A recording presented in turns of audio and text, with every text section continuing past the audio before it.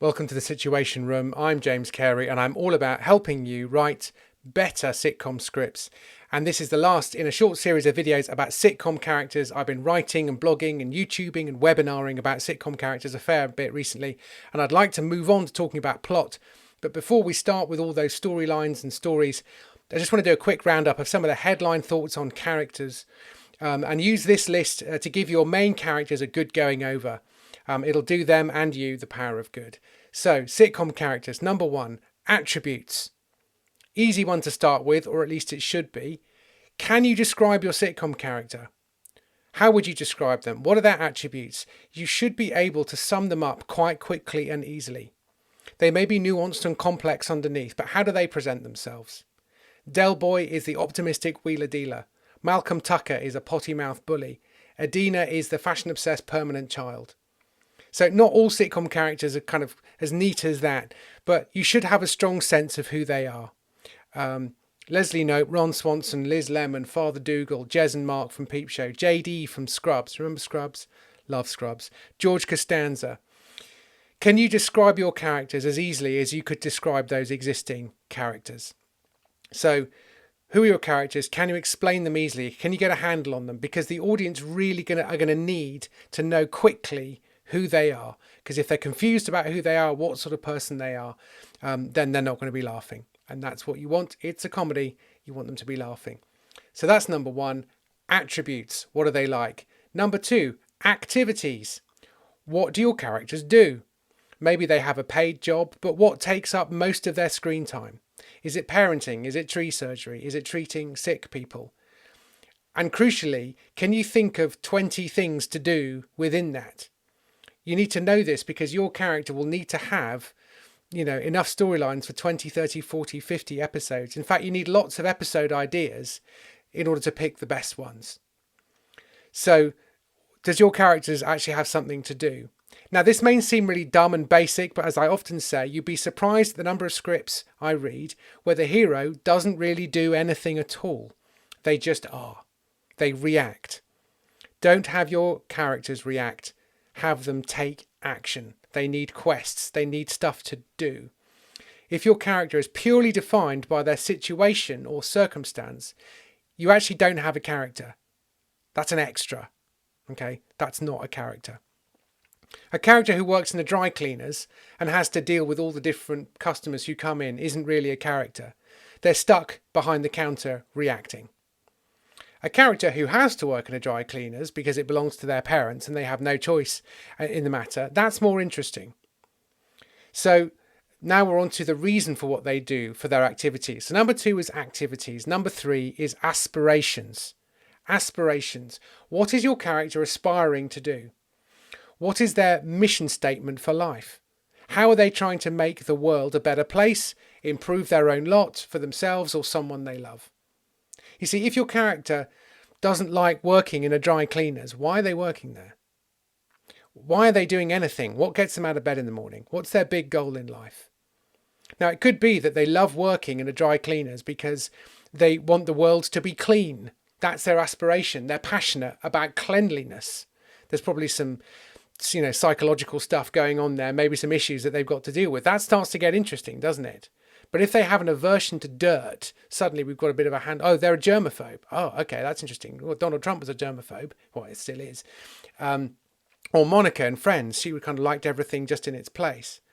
That's a personality that we can start to work with. So what is their overall mission? What is their aspiration? Why are they working in the dry cleaners? It could be that they want to build a business empire. And hey, why not make it a dry cleaning empire? Because to them, the business is more interesting than the actual job. And clothes will always get dirty, right? People need clean clothes. Okay, so let's make the biggest, best, most profitable chain of dry cleaners has ever been. And that's your Alan Sugar apprentice character. They've got an aspiration. They're trying to do something. And every week, there's going to be a different expression of that in the plot. Maybe the dry cleaners is a failing family business, but the daughter is determined to prove her dad that he's got her all wrong and underestimated her. And she's going to make it the best gosh darn dry cleaning business in the country. What this means is that everything your character does in that dry cleaners is now imbued with meaning. It has consequences, and because they have aspirations. You can now write that character. So that's number 3, aspirations. And number 4, I think this is really my exciting insight I've had from going over this stuff again. Number 4 is answers. Answers. How does your character solve problems?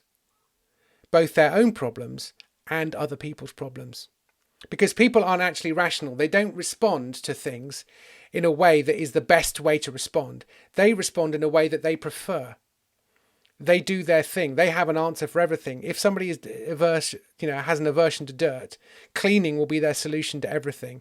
Fixing it out, taking it apart, start all over again. We can't possibly fix this until we've cleaned it all. Metaphorically as well. So, for example, I hate talking to people on the telephone, and so I try to fix problems with email or by second guessing, so I don't actually have to have a conversation. It's kind of nuts, really, isn't it? Here I am YouTubing, but I don't actually want to talk to people. Now that says everything about me and very little about the problem. So in a way, I'm a sitcom character there. So how are your sitcom characters trying to fix problems? Does your character like to talk their problems out? They now assume that everyone else needs to talk out their problems. And so the way they make peace is to get people talking, which in a sitcom will probably just make it worse, which is funny. Hey, let's say some things now that we've never said before. Let's really clear the air. They say things that are unsayable. They now can't unsay them. They can't be taken back. And suddenly this character's made everything worse because they've tried to fix other people's problems with their own solutions. They've come up with the wrong answers. A silver-tongued fast talker like Del Boy from Only Fools and Horses will assume that he can talk his way out of a problem. So he'll try that first. And when that doesn't work, he'll probably try it again, except harder. And only on the 3rd or 4th failure, when the chips are really down and there's no alternative and they're caged, they're trapped, they're in all kinds of trouble, then they avoid, they have to do that thing they've been avoiding doing, which is normally funnier because their usual stick is now off limits and they're now completely out of their depth and out of their comfort zone.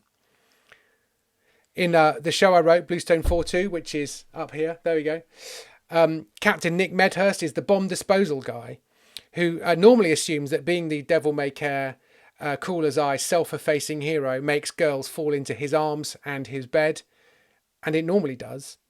But not this time. He meets Mary, who is the padre, in the first episode. It's not working. She's not buying. And he wants to buy. So he's going to have to think of something else. And the same applies to Sam Malone in Cheers, especially with Diane. Bluestone 4-2 is basically Cheers and MASH rolled into one, only 1,000 times less successful. So the extra factor here is that the character usually assumes that everyone else is like them and wants to solve problems in the same way, or feels and fears the same thing. So an extrovert who craves the company of others and is always the life and soul of the party, when they see someone on their own, they want to fix that problem because they think they must be sad because they're on their own, but they're not. They're actually an introvert and they're happy with their own company and they'd rather this person went away.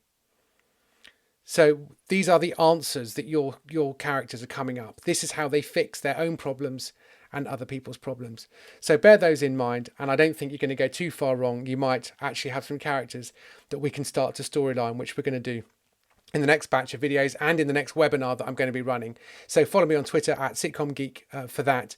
But if you want more on character, there's an 80-minute seminar that I ran a while back, which you can have access to if you sign up to the Situation Room. There's a link below for that. And then also you'll be informed about future seminars, webinars, all that kind of stuff, and other videos that I do. Anyway, have a look for that. I've got a video course as well called Writing That Sitcom, and there's a link to that below as well, where it's the whole thing. I tell you everything you need to know to write a sitcom from scratch. And I also don't tell you what you don't need to know, which I think is also really important because there's just so much information out there. Anyway, thanks very much for watching, and I'll speak to you next time.